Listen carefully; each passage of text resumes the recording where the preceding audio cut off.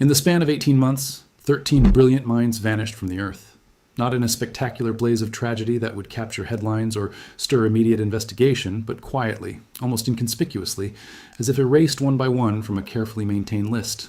Each death appeared isolated, separated by weeks or months, each bearing the official stamp of accident, illness, or suicide. Yet beneath the surface of these separate tragedies lay a thread so thin it was nearly invisible, unless you knew where to look. The connection ran deeper than coincidence, threading back through decades to a classified project, so compartmentalized that few people alive knew its true scope. Born from the paranoia and ambition of the Cold War era, spanning the 1970s and into the 1980s, this project had consumed the careers and eventually the lives of some of the most gifted researchers America had produced.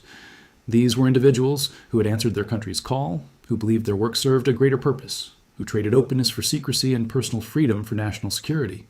Among them was Dr. Marcus Whitmore, a biochemist whose publications had redefined understanding in his field before they abruptly ceased in 1978. His colleagues remembered him as meticulous, brilliant, driven by an almost obsessive need to understand the mechanisms of molecular decay. Then came Dr. Sarah Chen, a surveillance technology pioneer whose innovations in signal processing had applications both civilian and military. She had left behind a 7-year-old daughter and a husband who never received satisfactory answers about the circumstances surrounding her death. There was also Dr. James Keller, a theoretical physicist, whose work on systems dynamics gave him insights into how complex operations could be controlled and monitored. These men and women were patriots in their own minds, or at least they had been once. The project itself remained shrouded in the kind of secrecy reserved for the most sensitive government operations. Those selected to participate signed documents marked "Eyes Only," agreements so restrictive that even discussing the work with family members constituted a federal crime. Teams were compartmentalized deliberately. Each scientist knew only their own small piece of the larger puzzle. Some worked on biological vectors, others on delivery mechanisms or surveillance protocols. Nobody held the complete picture. Nobody needed to. And perhaps, in the end, nobody was supposed to survive long enough to assemble it. The first deaths came with barely a whisper. Dr. Whitmore died in what was officially ruled a suicide, though his wife insisted he had shown no signs of depression. An empty bottle of pills and a brief note were discovered, but family members claimed the handwriting seemed uncertain, unfamiliar. Months later, Dr. Chen's car veered off a rain-slicked highway in Northern California. The accident report described excessive speed and possible mechanical failure, but the investigation closed quickly, perhaps too quickly. Then Dr. Keller suffered what appeared to be a severe allergic reaction to a medication he had taken for years without incident. 3 deaths, 3 explanations that held just enough credibility to prevent real scrutiny. Those who had worked with these scientists noticed the pattern first. Colleagues at universities and research institutions began compiling mental lists of who had left, who had disappeared into classified work, who was no longer returning calls. Families received sealed death certificates and were asked not to discuss the circumstances. Some complied out of patriotic duty. Others increasingly began to wonder if that duty had cost them everything. The inconsistencies in official reports went largely unquestioned initially. Bureaucracy and tragedy move in separate channels. When a death occurs, people grieve rather than investigate. But gradually, the anomalies accumulated. NDAs that seemed unnecessarily restrictive. Sudden relocations of researchers with no clear explanation. Colleagues speaking in hushed tones about paranoia, about strange visitors, about the increasing pressure to remain silent. It was a family member who first made the connection explicit. Going through the personal effects of a deceased loved one, they discovered something that shouldn't have existed. A letter, hastily written, tucked into the binding of an old book. In it, a scientist who had become frightened, who had begun to understand that the project's true purpose diverged sharply from what they had been told, expressed a desire to talk to someone, anyone, before it was too late. Before continuing, subscribe to the channel and tell us in the comments where you are watching from. The discovery of that letter arrived like a small stone dropped into still water, sending ripples outward in directions no one could have anticipated. Within days, the person who had found it faced a choice that would define the remainder of their life: remain silent and honor a government request to seal away the truth, or pull on the thread and watch the entire tapestry unravel. They chose to pull. What began as a personal investigation, driven by grief and the desperate need to understand why a loved one had died in such suspicious circumstances, evolved into something far larger. Phone calls were made to journalists, FOIA requests were filed, death certificates were examined with fresh eyes. Slowly, methodically, a pattern emerged from the noise of coincidence. The timing of deaths was too precise. The causes were too varied, as if designed to resist comparison. And the official responses were increasingly evasive, with files marked classified and inquiries redirected to agencies that claimed no knowledge of the requested information. The resistance came swiftly and took multiple forms. Some doors simply shut. Government offices went quiet when calls came in. Records that should have been available under Freedom of Information laws were suddenly classified at higher levels, their contents deemed too sensitive for public disclosure. Journalists who began asking questions found themselves stonewalled by official channels. Hints were dropped, subtle at first, then less so, that continued investigation might have consequences. One researcher found their home broken into, nothing stolen, everything left in deliberate disarray, and the message was clear: we know you are looking and we know where you live. Yet the investigation pressed forward because it had to. Deaths 4 through 9 were examined with the intensity they had never received in their initial investigations. A car accident that could have been caused by brake failure.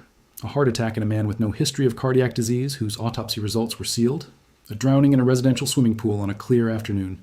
A gas leak in an apartment building that killed one man but miraculously spared his neighbors.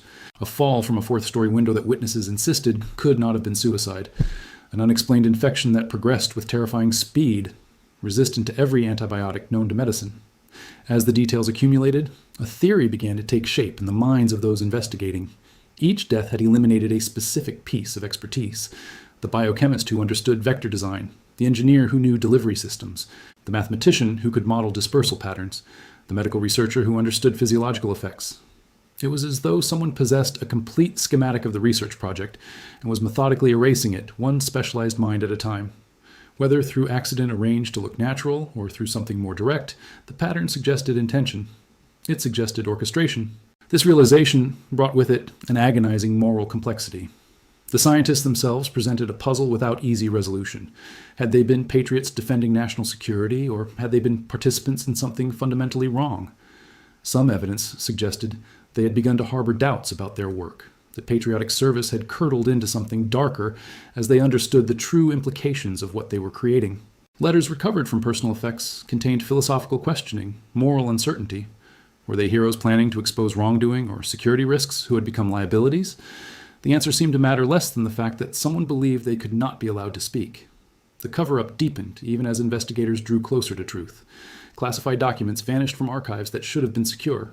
Witnesses grew scarce or refused to talk. Those who had worked peripherally with the project suddenly claimed memory loss or disappeared entirely into new identities in distant places. Pressure mounted on anyone pursuing answers, ranging from bureaucratic obstruction to something far more personal and threatening. Then came Death 13, the final scientist found under circumstances so deeply suspicious that even official sources struggled to maintain pretense. And accompanying that death was evidence that this last researcher, knowing the danger, had left something behind. A hidden cache of materials, documentation, proof of everything that had been denied. The investigation had reached its breaking point. The discovery of those materials came like a key turning in a lock that had been sealed for decades. Hidden in a safety deposit box under an assumed name, encrypted in files that took weeks to access, were the blueprints of everything.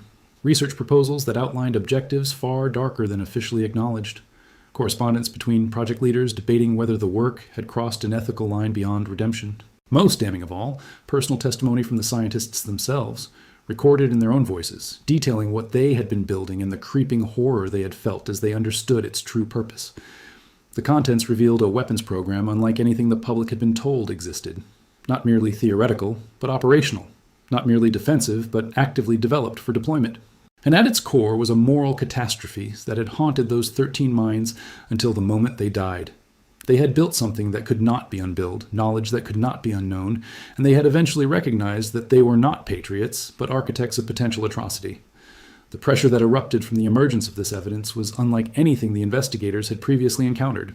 Media outlets that had been cautious suddenly became aggressive, running investigative pieces that connected the deaths to a pattern of institutional murder. Members of Congress who had been dismissive suddenly demanded briefings. International observers began scrutinizing the claims.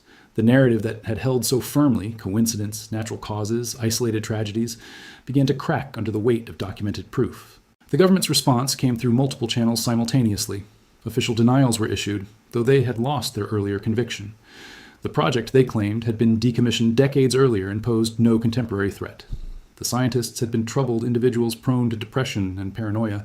Their deaths were tragic, but ultimately unrelated to their professional work. The materials now in circulation were incomplete, taken out of context, deliberately misrepresented by those seeking to damage national security and governmental credibility.